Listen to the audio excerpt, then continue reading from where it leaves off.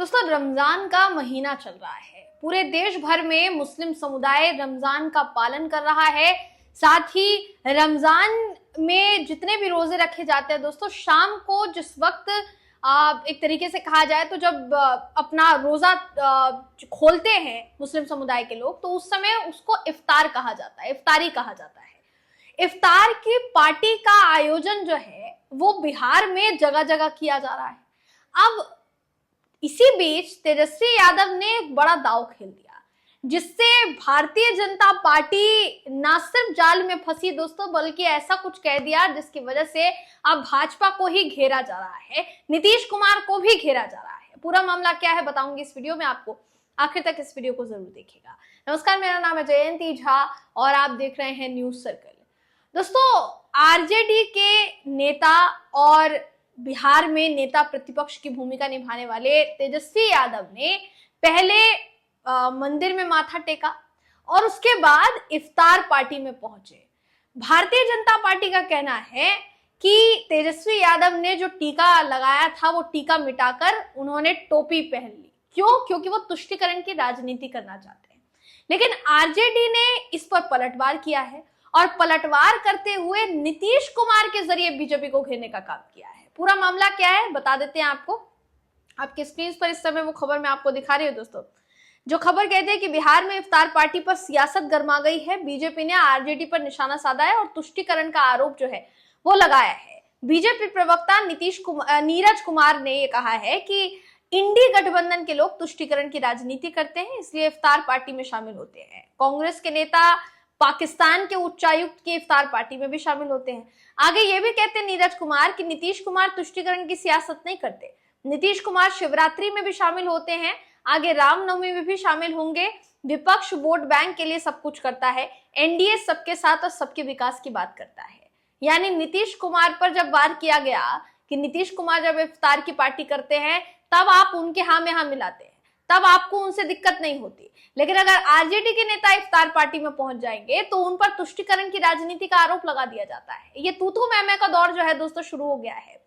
ये कहा गया कि पहले मंदिर और फिर इफ्तार पार्टी। बिहार के पूर्व डिप्टी सीएम और आरजेडी के नेता तेजस्वी यादव दरभंगा पहुंचे दोस्तों, और पहले वो मंदिर गए, उसके बाद इफ्तार पार्टी में वो शामिल हुए। पूजा में शामिल हुए तेजस्वी यादव ने पहले तिलक लगाया और फिर इफ्तार पार्टी में उन्होंने टोपी पहनी। बीजेपी ने इस पर आपत्ति जताई और ये कहा कि तेजस्वी टीका भूल गए और टोपी पहन ली। ये कहते हुए भारतीय जनता पार्टी ने तेजस्वी यादव को घेरने की कोशिश की। वहीं दूसरी तरफ बीजेपी ने जो आपत्ति है दोस्तों इस पर जताई। बीजेपी नेता और बिहार सरकार में मंत्री हैं जिवेश कुमार। इन्होंने बयान दिया है कि तेजस्वी यादव को शर्म आनी चाहिए कि टीका मिटाकर अब टोपी पहनकर इफ्तार कर रहे हैं।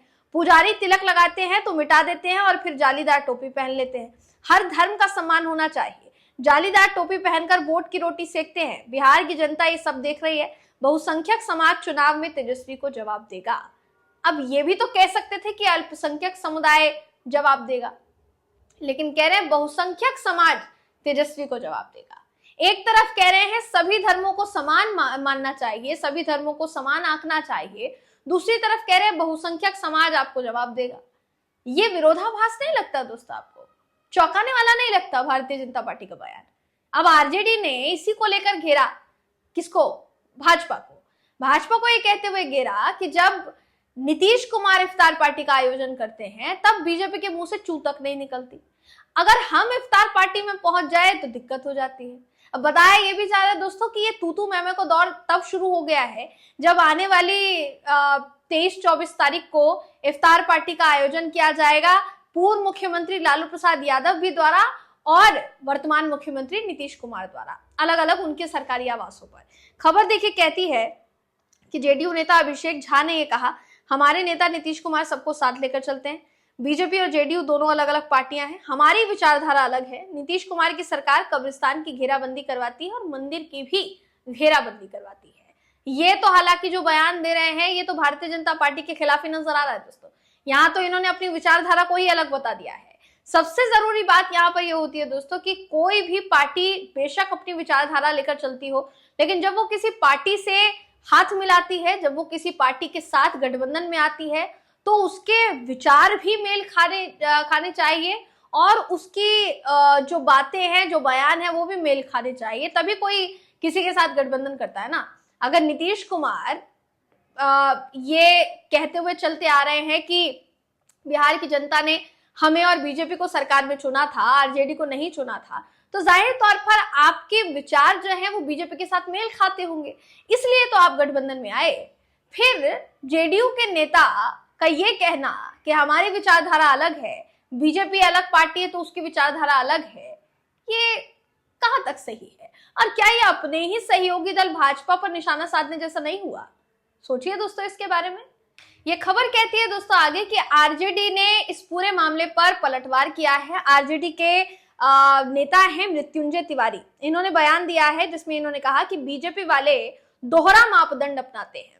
हम इफ्तार का आयोजन करें तो निशाना साधते हैं, नीतीश कुमार की तरफ से इफ्तार पार्टी का आयोजन किया जाए तो चुप्पी साध लेते हैं। हम तो टीका भी लगाते हैं, टोपी भी पहनते हैं। हमारे नेता तेजस्वी यादव मंदिर भी जाते हैं और इफ्तार में भी शामिल होते हैं। इसको कहीं ना कहीं तेजस्वी यादव द्वारा दिया जाने वाला एक संकेत माना जा रहा है। दोस्तों तेजस्वी यादव कुछ समय से लगातार मुस्लिम समुदाय के लिए आए दिन खड़े हो जाते हैं, फिर ये भी कहते हैं कि धर्म के नाम पर भारतीय जनता पार्टी बांटने की कोशिश करती है, एनडीए बांटने की कोशिश करता है।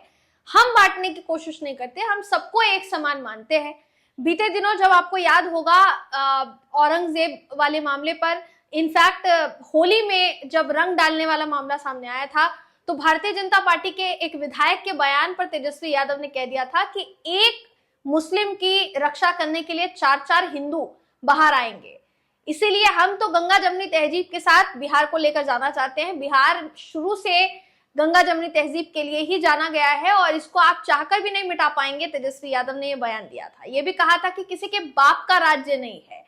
ये बयान देते वक्त तेजस्वी यादव काफी ज्यादा गुस्से में नजर आए थे, भड़के हुए नजर आए थे दोस्तों। लेकिन अब ऐसा लग रहा है कि उनका पहले मंदिर जाना, उसके बाद उनका इफ्तार पार्टी में शामिल होना, ये एनडीए और भाजपा को कहीं ना कहीं संदेश देने की कोशिश नजर आ रही है कि वो सबको साथ लेकर चलने की बात कर रहे हैं, सबके साथ मिलजुल कर त्योहार मनाने की बात कर रहे हैं।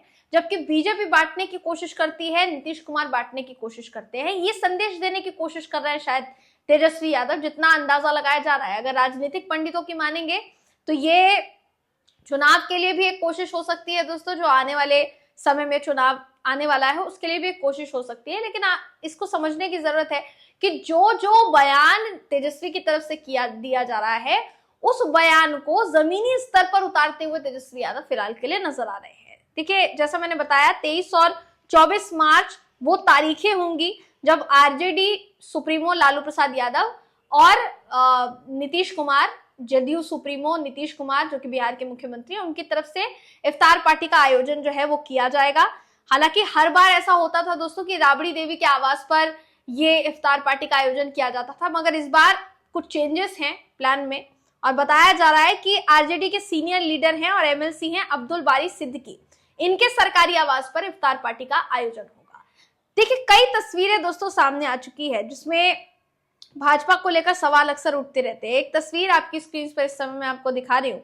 ये तस्वीर जरा आप देखिए, भारतीय जनता पार्टी के 3 दिग्गज नेता जो हैं आपको सीधे सीधे इसमें नजर आएंगे। इवन रविशंकर प्रसाद भी जो है वो आपको इसमें नजर आ रहे हैं, बिहार के पूर्व कानून मंत्री जो है वो रहे हैं। इसके अलावा अगर आप देखेंगे तो नीतीश कुमार भी जो है वो भी दावते इफ्तार पार्टी का आयोजन देखिए करते हुए नजर आए।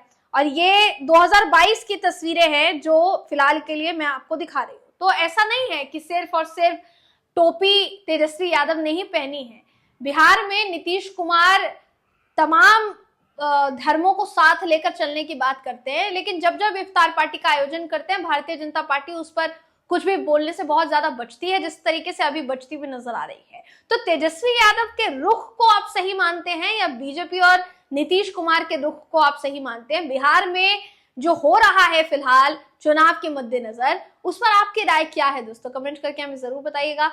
अगली वीडियो में आपसे फिर मुलाकात होगी, तब तक के लिए नमस्कार।